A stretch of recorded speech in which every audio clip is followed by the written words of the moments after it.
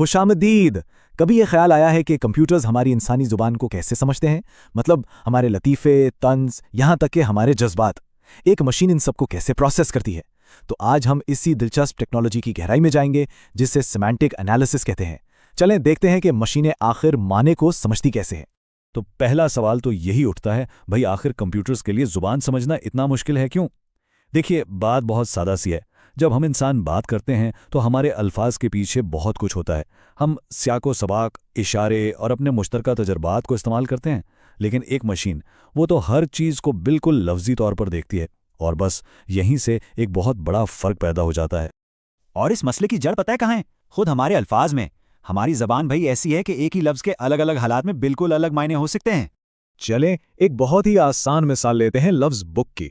जब कहा जाए फ्लाइट बुक करो तो मतलब है रिजर्व करना, लेकिन अगर कहा जाए एक किताब पढ़ो तो यहाँ मतलब है एक लिखी हुई चीज़।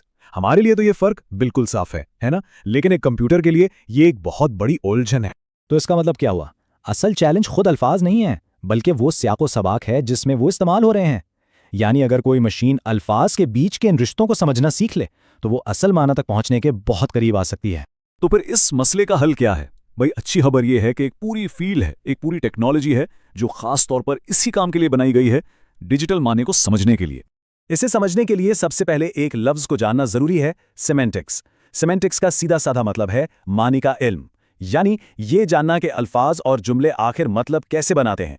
यूं समझ लें कि ये ज़बान की रूह को समझने की कोशिश है। और जब इसी माने के इल्म को टेक्नोलॉजी के साथ जोड़ दिया जाता है तो वजूद में आता है सिमेंटिक एनालिसिस। ये जनाब वो तरीका है जिससे मशीनें किसी भी टेक्स्ट को पढ़कर उसका सियाको सबाक, उसके पीछे की नीयत और असल मतलब जानने की कोशिश करती हैं। अच्छा, तो ये जादू होता कैसे है? मतलब मशीनें ये सब करती कैसे हैं? चलें इसको बहुत ही आसान लफ्ज़ों में समझते हैं, कोई टेक्निकल जार्गन नहीं, बिल्कुल सादा। देखें, सिमेंटिक एनालिसिस का मकसद ही यही है कि कंप्यूटर किसी भी लिखे हुए टेक्स्ट को सिर्फ लफ्ज़ों का ढेर ना समझे, बल्कि इसे एक पूरी कहानी की तरह पढ़े। एक ऐसी कहानी जिसमें हर लफ्ज़ का अपना एक खास किरदार है। तो ये काम मोटे तौर पर 4 हिस्सों में होता है। पहला कदम, मशीन पूरे टेक्स्ट को छोटे छोटे टुकड़ों यानी लफ्ज़ों और जुमलों में तोड़ देती है। दूसरा कदम, फिर वो हर जुमले की ग्रामर को देखती है, ये समझने के लिए कि कौन सा लफ्ज़ किससे जुड़ा है। तीसरा कदम, उसके बाद वो उन लफ्ज़ों और उनके मतलबों के बीच का रिश्ता तलाश करती है, समझिए कि एक तरह का माने का जाल बनाती है। और फिर आता है चौथा और आखिरी कदम। इन सारी मालूमात को इकट्ठा करके मशीन ये अंदाज़ा लगाती है कि असल बात क्या है और कहने वाले की नीयत क्या है। अच्छा, ये सब तो थ्योरी की बातें हो गई, लेकिन असल सवाल ये है कि ये टेक्नोलॉजी हमारी रोज़मर्रा की ज़िंदगी में इस्तेमाल कहाँ होती है? और सच तो ये है कि ये हमारे इर्द गिर्द हर जगह मौजूद है, शायद इससे भी ज़्यादा जितना हम सोचते हैं। कभी सोचा है गूगल कैसे समझ जाता है कि हम असल में क्या ढूंढ रहे हैं? या वो चैटबॉट्स जो हमारे सवालों के बिल्कुल ठीक ठीक जवाब देते हैं? हमारे ईमेल में आने वाले स्पैम फिल्टर्स, ऑनलाइन प्रोडक्ट्स के नीचे लिखे हुए हज़ारों रिव्यूज़ का तज्जिया, यहाँ तक कि कस्टमर सर्विस के सिस्टम, ये सब, जी हाँ ये सब इसी टेक्नोलॉजी की वजह से काम करते हैं। इसको ऐसे समझा जा सकता है कि सर्च इंजन का फोकस नीयत को समझने पर होता है।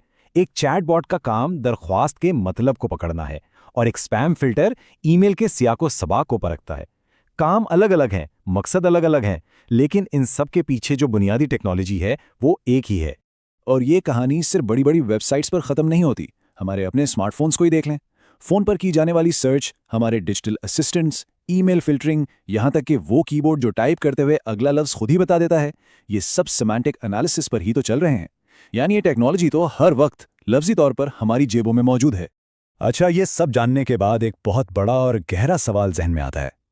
हमने ये तो देख लिया कि मशीनें क्या करती हैं और कैसे करती हैं, लेकिन क्या एक मशीन वाकई हमारी तरह समझ सकती है? और यहीं पर एक बहुत बुनियादी फ़र्क सामने आता है। देखें, मशीनें मानी का तज्जिया करती हैं, वो पैटर्न्स पहचानती हैं, डेटा को प्रोसेस करती हैं और हिसाब किताब की बुनियाद पर नतीजा निकालती हैं। लेकिन हम इंसान, हम मानी का तजुर्बा करते हैं, हम जज्बात महसूस करते हैं, हम अपनी यादों को जोड़ते हैं और हमारी समझ हमारे शऊर से जुड़ी है। ये सिर्फ डेटा को प्रोसेस करने से बहुत बहुत आगे की बात है।